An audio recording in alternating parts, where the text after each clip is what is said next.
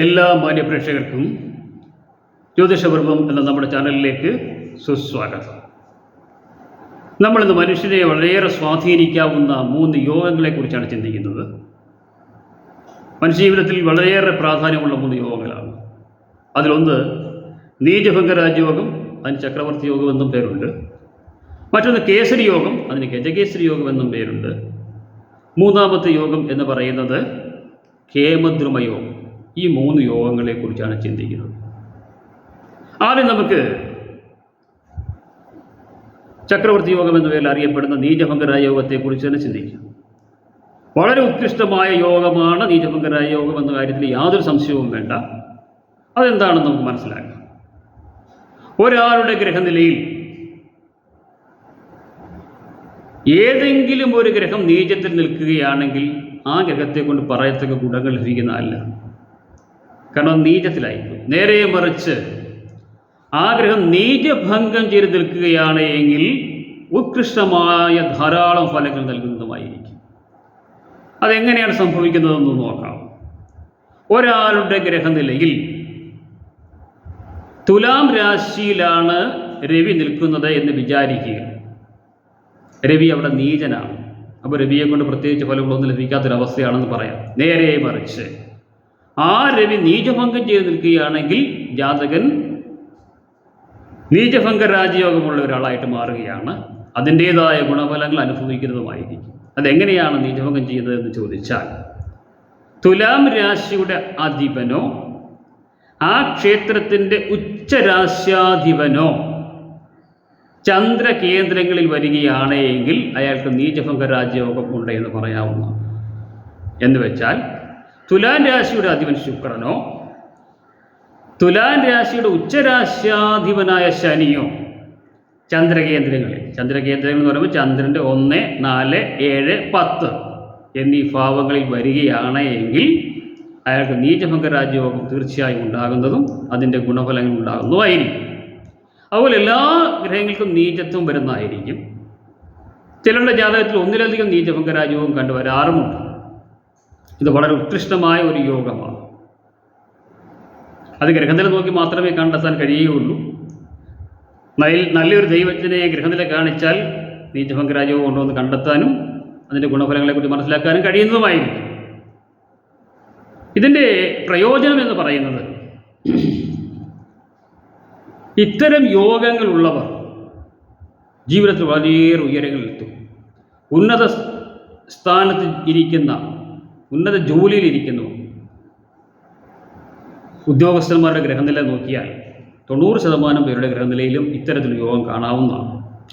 അതുപോലെ ഉന്നത ശ്രേഷ്ഠരായിട്ടുള്ള രാഷ്ട്രീയ നേതാക്കളുടെയൊക്കെ ഗ്രഹനില ഇത്തരത്തിലുള്ള യോഗങ്ങൾ കാണാവുന്നതാണ്. പ്രശസ്തരായ കലാകാരന്മാരുടെ ഗ്രഹനില ഈ യോഗം കാണാവുന്നതാണ്. അതുകൊണ്ട് തന്നെ ഈ യോഗത്തിൻ്റെ ഒരു പ്രാധാന്യം വളരെ വലുതാണ് എന്ന് പറയാവുന്നതാണ്. അതുകൊണ്ട് തന്നെ നിങ്ങൾ സ്വയം ഇത്തരം യോഗം ഉണ്ടോ എന്ന് കണ്ടെത്തി മനസ്സിലാക്കുന്നത് ഉചിതമായിരിക്കും. ഈ യോഗത്തിന് മറ്റൊരു പ്രാധാന്യം ഞാൻ കണ്ടിട്ടുള്ളത്, ഇത്തരം യോഗമുള്ളവർക്ക് സർക്കാർ ജോലി ലഭിക്കുന്നതായിട്ടാണ് കണ്ടുവരുന്നത്. എന്ന് വെച്ചാൽ ഈ യോഗമുള്ളത് കൊണ്ട് സർക്കാർ ജോലി വിളിച്ചു തരുമെന്നല്ല. ഇത് മനസ്സിലാക്കി അതിനുവേണ്ടി പരിശ്രമിക്കാമെങ്കിൽ തീർച്ചയായിട്ടും സർക്കാർ ജോലി ലഭിക്കുന്നതായിരിക്കും. ഞാൻ നോക്കിയിട്ടുള്ള ജാതകങ്ങളിൽ ഇത്തരം യോഗമുള്ള മിക്കവാറും എല്ലാവർക്കും സർക്കാർ ജോലി ഉള്ളതായിട്ടാണ് കാണപ്പെടുന്നത്. അതുകൊണ്ട് തന്നെ ഉറപ്പിച്ച് പറയാവുന്നതാണ്, ശ്രമിച്ചാൽ സർക്കാർ ജോലി ലഭിക്കുന്ന ഒരു യോഗം തന്നെയാണ് നീചഭംഗ രാജയോഗം. ഇതാണ് അതിൻ്റെ ഒരു പ്രാധാന്യം. ഇനിയും നമുക്ക് പറയാവുന്ന മറ്റൊരു യോഗം കേമദ്രുമ യോഗമാണ്. അതത്ര ഗുണകരമായ യോഗമല്ല. ആ യോഗം മനസ്സിലാക്കിയിരിക്കുന്നത് നല്ലതാണ്. അതായത് ഒരാളുടെ ഗ്രഹനിലയിൽ ചന്ദ്രൻ്റെ ഇരുപുറവും പഞ്ചഗ്രഹങ്ങളില്ല എങ്കിൽ അതിനെയാണ് നമ്മൾ കേമദ്രുമ യോഗം എന്ന് പറയുന്നത്. ഇരുപുറവും എന്ന് പറയുമ്പോൾ ചന്ദ്രൻ്റെ 2ലോ 12ലോ ഗ്രഹങ്ങളൊന്നുമില്ല. ഗ്രഹങ്ങളെന്ന് പറയുമ്പോൾ പഞ്ചഗ്രഹങ്ങളൊന്നുമില്ല എങ്കിൽ അതിനെ നമുക്ക് കേമദ്രുമ യോഗം എന്ന് പറയാം. പഞ്ചഗ്രഹങ്ങൾ എന്ന് പറയുമ്പോൾ ചൊവ്വ, ബുധൻ, വ്യാഴം, ശുക്രൻ, ശനി, ഈ 5 ഗ്രഹങ്ങളിൽ ഒന്നുപോലും ഈ 2 ഭാവങ്ങളും ഇല്ലെങ്കിൽ, ഒരു ഭാവത്തിലുണ്ടെങ്കിൽ കുഴപ്പമില്ല, 2 ഭാവങ്ങളിൽ ചന്ദ്രൻ്റെ ഇരുപുറവും ഇല്ലെങ്കിൽ അതിനെയാണ് നമ്മൾ കേമദ്രുമ യോഗം എന്ന് പറയുന്നത്. രാജാവിനെ പോലും ദരിദ്രനാക്കുന്ന ഒരു യോഗമാണ് കേമദ്രുമ യോഗം. അപ്പോൾ തന്നെ മനസ്സിലാക്കാമല്ലോ അതിൻ്റെ പ്രാധാന്യം. എത്ര സമ്പത്തിനുടമയാണെങ്കിലും എത്ര ധനികനാണെങ്കിലും ദാരിദ്ര്യത്തിലേക്ക് വീഴുന്ന ഒരു യോഗമാണ് കേമദ്രുമ യോഗം. എന്നാൽ ഇതിന് ഭംഗം വരാറുണ്ട്, ഗ്രഹനിലയിൽ തന്നെ അതിന് ഭംഗം വരാറുണ്ട്. എങ്ങനെയാണെന്ന് ചോദിച്ചാൽ, ഗ്രഹനിലയിൽ ചന്ദ്രൻ ബലവാനായി നിൽക്കി അവിടേക്ക് വ്യാഴദൃഷ്ടി ഉണ്ടെങ്കിൽ ഈ യോഗം അനുഭവത്തിൽ വരുന്നതല്ല. അതുപോലെ തന്നെ ചന്ദ്രകേന്ദ്രങ്ങളിൽ, ചന്ദ്രൻ്റെ കേന്ദ്രം ഞാൻ പറഞ്ഞു 1, 4, 7, 10, ഈ ഭാവങ്ങളിലും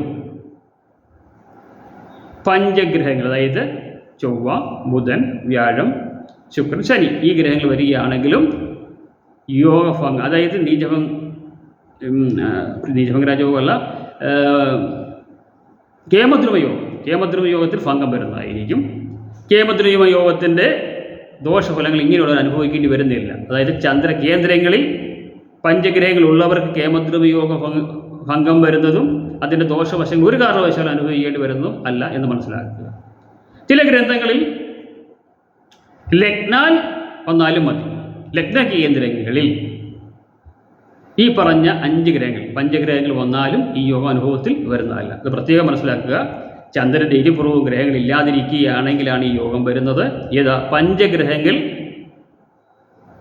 ഈ ചന്ദ്രൻ്റെ ഇരുപുറവും ഇല്ലെങ്കിൽ ഈ യോഗം വരുന്നതായിരിക്കും. നേരെ മറിച്ച് അതിനുള്ള ഭംഗം വരുന്നത് ലഗ്നാലോ ചന്ദ്രാലോ കേന്ദ്രങ്ങളിൽ പഞ്ചഗ്രഹങ്ങളിൽ നിന്ന് അതിന് ഭംഗം വരുന്നതും ആയിരിക്കും.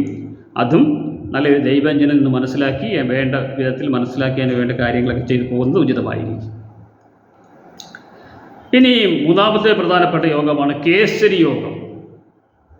അതായത് ചന്ദ്രകേന്ദ്രങ്ങളിൽ ചന്ദ്രനോടൊപ്പം അല്ലെങ്കിൽ ചന്ദ്രൻ്റെ കേന്ദ്രങ്ങളിൽ വ്യാഴം വരുന്ന യോഗമാണ് കേസരി യോഗം. വളരെ പ്രധാനപ്പെട്ട യോഗമാണത് കേസരി യോഗം എന്ന് പറയുന്നത്. അതായത് ചന്ദ്രനോടൊപ്പം വ്യാഴം നിൽക്കുക, അല്ലെങ്കിൽ ചന്ദ്രൻ്റെ 4, 7, 10 ഈ ഭാവങ്ങളിൽ വ്യാഴം നിൽക്കുന്നതിനെയാണ് കേസരി യോഗം അഥവാ ഗജകേസരി യോഗം എന്ന പേരിൽ അറിയപ്പെടുന്നത്. വളരെ ഗുണദായകമായ ഫലങ്ങൾ നൽകുന്ന ഒരു യോഗമാണ് ഗജകേസരി യോഗം. ഏതൊരു മേഖലയിലും ഉയർന്ന തലത്തിലെത്തിച്ചേരാൻ ഈ യോഗം സഹായിക്കുന്നതായിരിക്കും. കൂടാതെ കൊണ്ട് 1000 സൂര്യചന്ദ്രന്മാരെ കാണാൻ കഴിയുന്നവരാണ് ഗജകേസരി യോഗത്തിൽ ജനിച്ചവർ എന്ന് പറയാവുന്നതാണ്. അതായത് 84 വയസ്സ് വരെയുള്ള ആയുസ്സാണ് ഇവർക്ക് പറഞ്ഞിരിക്കുന്നത്. പക്ഷേ കേസരി യോഗത്തിന് ശക്തി ഉണ്ടായിരിക്കണം. എന്ന് വെച്ചാൽ ചന്ദ്രനും വ്യാഴവും ബലമുണ്ടായിരിക്കണം. അതുകൂടി നോക്കണം. ചന്ദ്രനും വ്യാഴവും ബലമുണ്ടെങ്കിൽ മാത്രമേ, ചന്ദ്രന് ബലമുണ്ടെങ്കിൽ ഏത് യോഗത്തിനും ഫലമുള്ളൂ എന്ന കാര്യം ആദ്യം മനസ്സിലാക്കുക. ഗജകേസരി യോഗത്തിലാണെങ്കിൽ ചന്ദ്രനും വ്യാഴത്തിന് ബലമുണ്ടായിരിക്കണം. അല്ലെങ്കിൽ ആ കേസരി യോഗം കൊണ്ട് പറയത്തക്ക പ്രയോജനം ഉണ്ടായിരിക്കുന്നതല്ല. ഇതും ജാതകം നോക്കി മനസ്സിലാക്കാവുന്നതാണ്. അപ്പോൾ ഇതാണ് മനുഷ്യജീവിതത്തെ സ്വാധീനിക്കാവുന്ന 3 പ്രധാനപ്പെട്ട യോഗങ്ങൾ. ഇത് മനസ്സിലാക്കി വയ്ക്കുക. അപ്പോൾ ഇത്തരം യോഗങ്ങൾ ഉള്ളവർ അവരുടെ ജീവിതാനുഭവങ്ങൾ കൂടി പങ്കുവയ്ക്കുന്ന ഉചിതമായിരിക്കും. നിങ്ങളുടെ കമന്റുകൾ പ്രതീക്ഷിക്കുന്നു. ഒപ്പം നിങ്ങൾ വീഡിയോ ലൈക്ക് ചെയ്തതിന് മുമ്പോട്ട് പോവുക. തീർച്ചയായിട്ടും തുടർന്നും ഇത്തരം വീഡിയോകൾ നിങ്ങൾക്ക് ലഭിക്കാൻ അത് ഉചിതമായിരിക്കും. മറ്റൊരു വിഷയവുമായി വീണ്ടും കാണുമ്പോൾ ഏവർക്കും നന്ദി, നമസ്കാരം.